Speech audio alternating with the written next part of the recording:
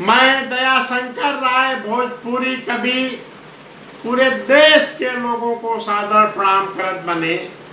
आज के ज़माने में लोग अपने माँ बाप को भूल गए हैं, उनका सम्मान नहीं कर रहे हैं और उनके लिए पूरे देश में वृद्धाश्रम खुला हुआ है और जितने पढ़े लिखे लोग हैं माँ बाप को वृद्धाश्रम में भेज दे रहे हैं। मैं पूरे देश के लोगों से निवेदन कर रहा हूँ कि अपने माँ बाप की सेवा करें और उनकी रक्षा करें। मैं एक भोजपुरी में उनके लिए एक निवेदन के रूप में मैं एक कविता प्रस्तुत कर रहा हूँ। जिंदा रहते माँ बाप को नइखे होत आदर, जिंदा रहते माँ बाप को नइखे होत आदर, मर गईला पर पंडित के दियात बाटे चादर। जिंदा रहते माँ बाप को नइखे होत आदर, मर गईला पर पंडित के दियात बाटे चादर। माई बाबू काहे खातिर भइल बाना बोझ, माई बाबू काहे खातिर भइल बाना बोझ, काहे केहू माई बाप से नइखे बोलत सोझ।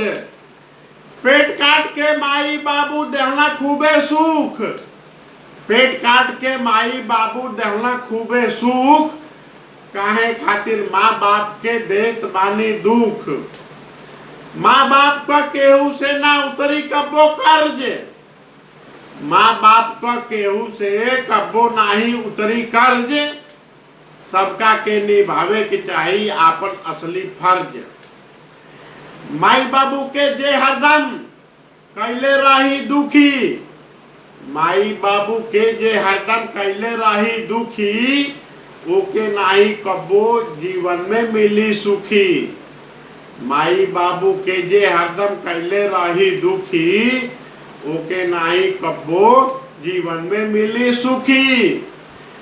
माँ बाप का सेवा कैले अनुभूति होला नया, माँ बाप का सेवा कैले अनुभूति होला नया।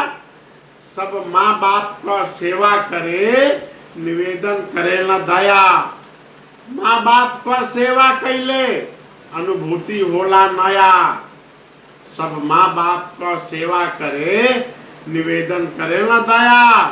जय हिंद, जय भारत।